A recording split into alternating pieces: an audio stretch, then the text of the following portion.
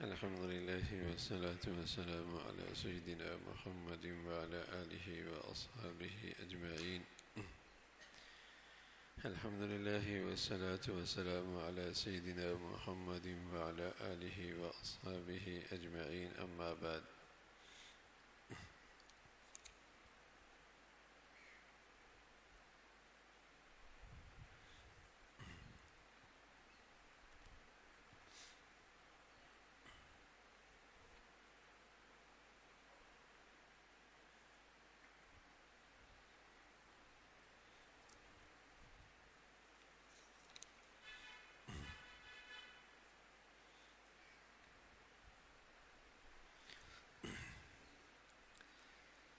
رسول اللہ صلی اللہ علیہ وسلم کا ارشاد ہے، خالف المشرکین حف الشوارب عف اللحى.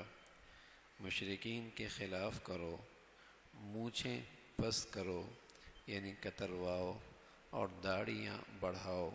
رواہ البخاری والمسلم. اللہ کے نبی صلی اللہ علیہ وسلم کا یہ ارشاد ہے کہ مشرکین کے خلاف کرو، مشرک کے خلاف کرو اور مونچھیں پست کرو اور داڑیاں بڑھاؤ. داڑھی پورا دین نہیں ہے، لیکن دین کا ایک فریضہ ہے، دین میں اس پہ عمل کرنا واجب ہے، پورا دین نہیں ہے. بس اوقات کہتے ہیں نا کہ بھئی کیا سارا دین داڑھی میں ہے؟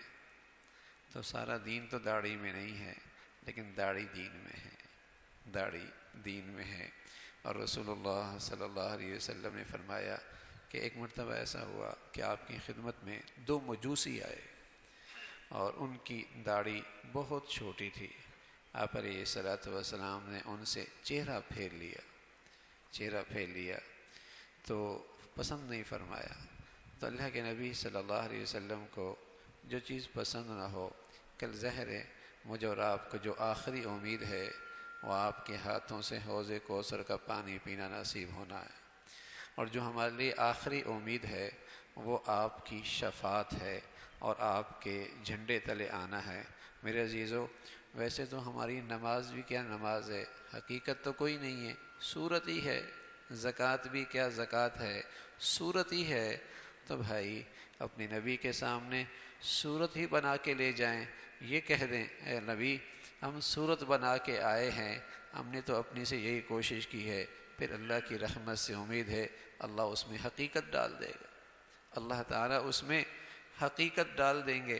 اب نماز پڑھتے ہیں، اول تو آخر تک تو اللہ کا دھیان نہیں رہتا، بلکہ میری زندگی میں شاید ایک رکعت بھی ایسی نہ ہو کہ ہوں کہ اول تا آخر اللہ کا دھیان رہا ہو. لیکن اس صورت نماز کو بھی اللہ یوں قبول فرماتے ہیں کہ دوسرے وقت میں پھر کھڑا کر دیتے ہیں اپنے سامنے، اور تیسرے وقت میں پھر اپنے سامنے کھڑا کر دیتے ہیں، اور پھر اللہ اپنے گھر میں اور دربار میں بلا لیتے ہیں. تو ہماری تو ساری زندگی صورت پہ ہی چل رہی ہے.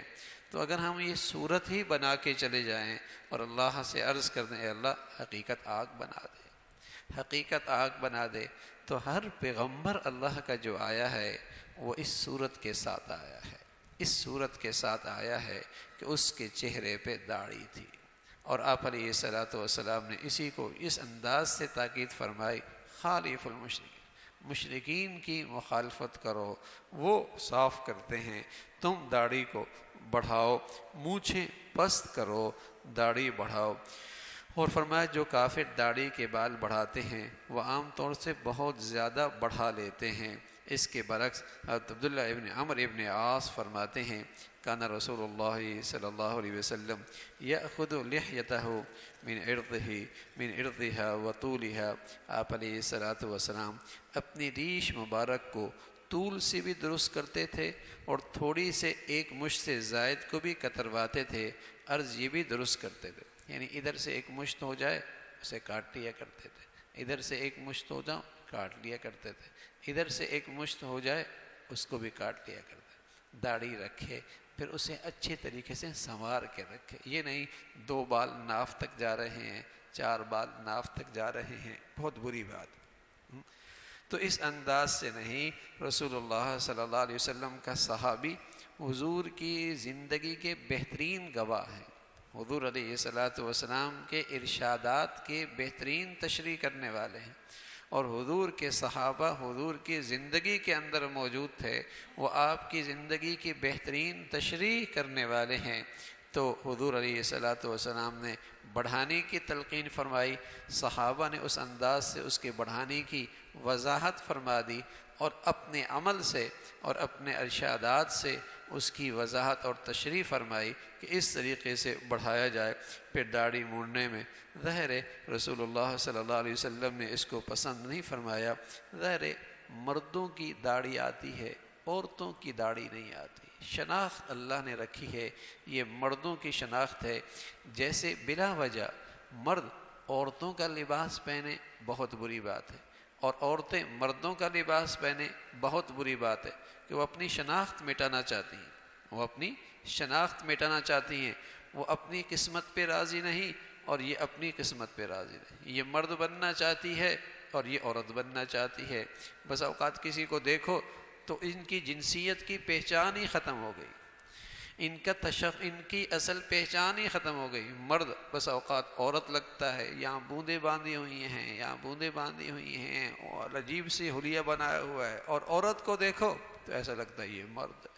حضور علیہ الصلوۃ والسلام نے فرمایا، لعنت فرمائی اللہ نے ان مردوں پر جو عورتوں کی مشابہت پیدا کرتے ہیں، اور ان عورتوں پر جو مردوں کی مشابہت اختیار کرتے ہیں۔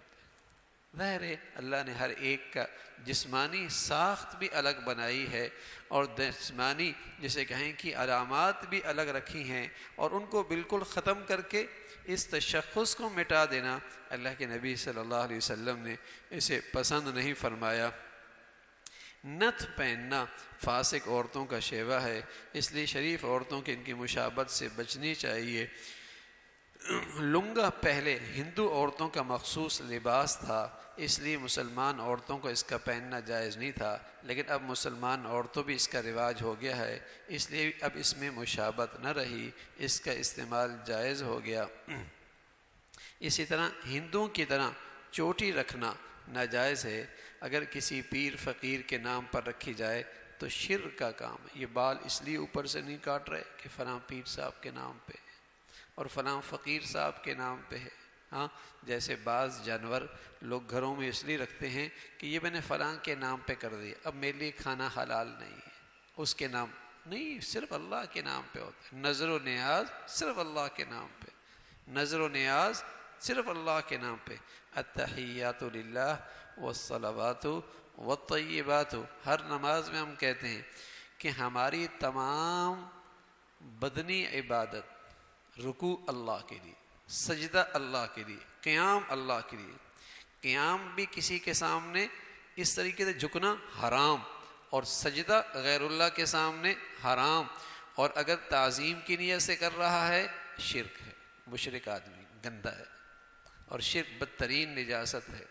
تعظیم اس انداز سے سلام کر رہا ہے کہ جھک رہا ہے، بری بات، یہ بھی حرام۔ یا پھر سجدہ کر رہا ہے، یہ اگر عبادت اور تعظیم کی وجہ سے کر رہا ہے حرام ہے، ہاں، عبادت کے لحاظ سے کر رہا ہے شرک کر رہا ہے، تعظیم کے لحاظ سے کر رہا ہے حرام کر رہا ہے، یہ اللہ کا ہے۔